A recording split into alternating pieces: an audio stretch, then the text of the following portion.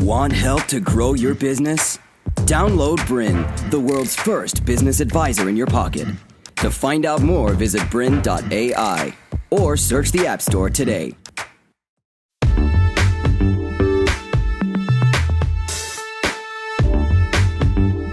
Hey guys, Sam Cawthorn here, and welcome to another episode of Industry Authority, where we help you from where you are today to where you want to be so you stand out from the noise. You know, one thing I've loved about all of our episodes is we're not only really teaching you the step-by-steps and some of the secrets that some of these industry authorities have already got, but there's also some real practicalities to it as well, and helping you to build the right mindset to help you from where you are today to where you want to be. And as you can see, I've only got one arm. It's because I had a major car accident a few years ago, and that actually really helped me and catapulted me to become an international professional speaker. Now spoken in 36 countries and released 6 books. So today's episode is all specifically around what do you need to do to get those opportunities out there in the marketplace, whether it is to sell your products, your services, or to deliver a powerful message.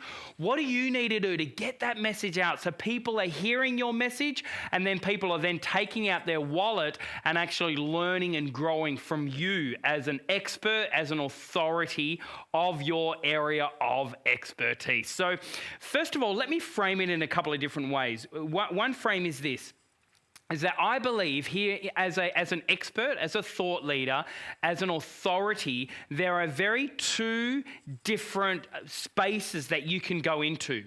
One space is the public world. So what the public world is let's say you might be putting up your own event, or let's say you might have a product or a system or a process or a services that you're offering to SMEs, to small to medium enterprises, that you're offering to solopreneurs and entrepreneurs, and you've got a product or a message and that they are going to buy that. So it's sort of like for individual consumption and small to medium business consumption.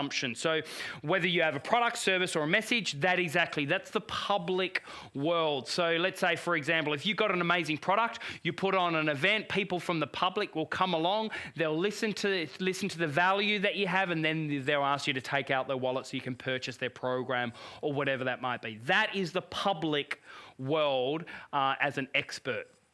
Then you've got the corporate world. So what the corporate world is let's say you might have a very powerful message, or you might have a great book, or you might actually have a corporate 12-month, 6-month program that you're delivering into this Fortune 500 company style, initiative. So it could be your product, your services, or a message that you'll be delivering in the corporate world. So a lot of the times these are closed room events, which means they're not open to the public. So if you wanted to come along and hear this speaker or grab this person's services, you can't, because they only work in closed room events. So you've got the corporate professional speaking, and then you've got the public area of expertise and authority. So very 2 different markets. So I'm actually going to give you formulas in this particular episode. I'm going to give you formulas for both the corporate area as well as also the public area. So let's first of all focus on the corporate area.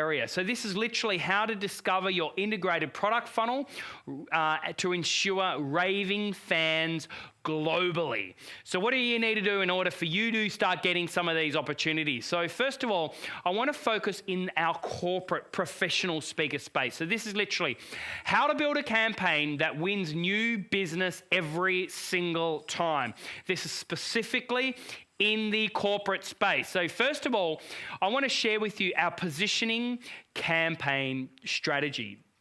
So this is more about how to position yourself in the marketplace, how to win those more opportunities, and so on and so forth, for them obviously for long-term results.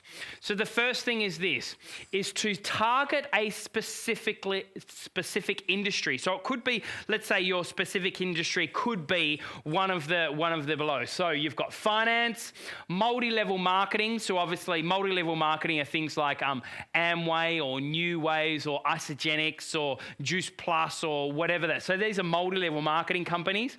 The one above there is finance. Finance is always one of the largest speaker markets on the planet. The next here is retail and travel. So it could be some retail, could be some travel areas. So that's that specific industry.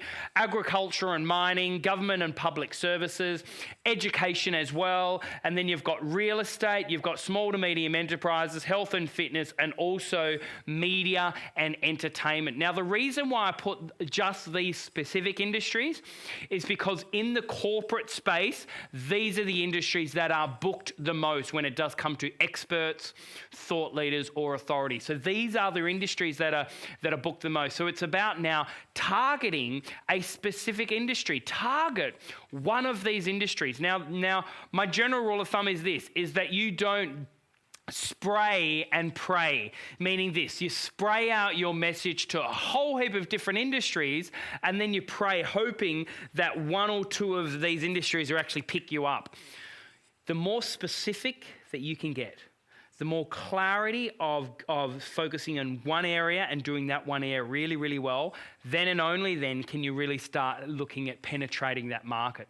So the first one is this, is target a specific industry first. Now that you've targeted this specific industry, let's say we'll target finance for now, okay? So let's say we target finance. So the next area here is then to do the research.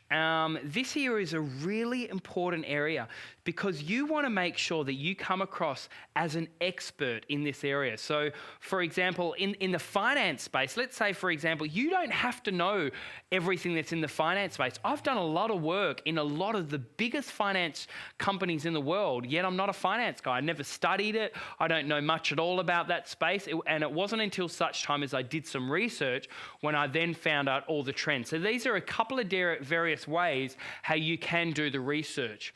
There is news and trends, and also you want to go macro and also micro. And what I mean by that is this, is that when you do the research, you want to make sure that you do the research from a macro level, meaning if you were the head minister of finance, what are some of the trends that we're currently seeing in the overarching economy, both from a global perspective as well as also a national perspective. So it's more about doing the research from a macro level and then also the micro level. So that means for the mums and dads, so that means for the individuals, that means for the small town financial advisor or whatever that might be. So it's about really truly understanding the macro as well as also the micro and doing the research in both. That way you can come across as a true authority.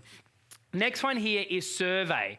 So it's about now really truly understanding the target market. So yes, you can have a look at trends and you can do a bit of study there, but there's nothing greater when you start doing the research as well. So this is more about really truly understanding your target market and also your avatar as well. You've got to do the research. You've got to find out what are what's the trends, what's currently happening, and surveying whether it's the micro and then even surveying some of the macro as well to really truly understand what is happening, whether it's changes in compliance or legislation or consumer behavior or whatever that might be. That way you will certainly come across as an authority.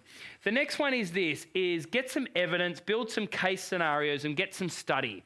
So this is more about, there was this one time when this business was going through a massive global financial crisis. And if they didn't implement these three things or whatever it is, they would have found themselves at the end of the curve. Or let's say there is a company out there called Kodak, and this company now no longer exists because of this. Or do the research, do a case scenario. That way you will come across more as an expert or a thought leader or even as an authority of your space, mainly because you've targeted an industry. Now you're doing the research and you're really getting deep into a case scenario where there was this one time when, or the University of Pennsylvania studied this, or this guy, he developed this, or what is the case scenario that you can build around your specific idea. The next one here is wow quotes. You want to make sure you get some wow quotes. And in a previous episode that we did, we specifically specifically looked at what are some of these wow statistics or wow quotes. This way, it'll actually stand out from the noise. Here's a wow quote for you. 92% of Australians today feel unhappy in their jobs, according to a recent Gallup Randstad poll. So 92% of Australians feel unfulfilled. That's a wow quote. Another wow quote could be, depression rates today are 10 times greater than what they were in the 1930s Great Depression. That's a wow quote. Another wow quote could be something like, there was a 45% rise of Australian millionaires in the middle of the global financial crisis. That's a wow quote. What do you need to do to find out some of these wow quotes in order so you can stand out from the noise? So we've targeted a specific industry. We're now doing the research. Now that we've done the research, now we need to build the value. Now again, value is not value unless it addresses the pain point or problem of your target market. So when you're doing some of that research, you would have found out what are some of the problems, what are some of the pain points, what are some of the issues that we are currently seeing within this industry type, within this industry space. And that way you have leverage, because if you understand what the pain points and problems are, the frustrations and fears in this particular industry, then you have leverage. Once you have leverage, then you can build the value. Because value is not value unless it addresses the pain point. So what is your value? Your value could be services, could be product, could be a system, could be a message. Whatever your value is, now you build the value. It's not about building the value first and then targeting an industry and then doing the research and then doing, the value. Like you gotta target the industry, do the research. Now you have leverage because you know what the problems are, you know the frustrations, you know the changes. Now you build the value proposition. Now that you've built the value proposition, there's a couple of different steps here that I would look at here. One is build a quality database. So this is now more about looking for ways how you can market some of this value. So it's about now getting a whole heap of people that want to follow you and want to follow the value that you have.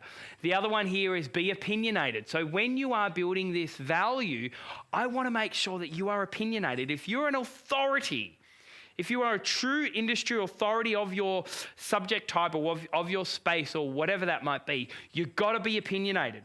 Because now that you've targeted a specific industry, now that you've done the research, now you can then say, so changes right now are this. And if the industry don't focus on these three areas, then they'll find themselves like Kodak or whatever that might be, right? You need to make sure that we are... To continue enjoying this presentation, download BRiN, the world's first business advisor in your pocket.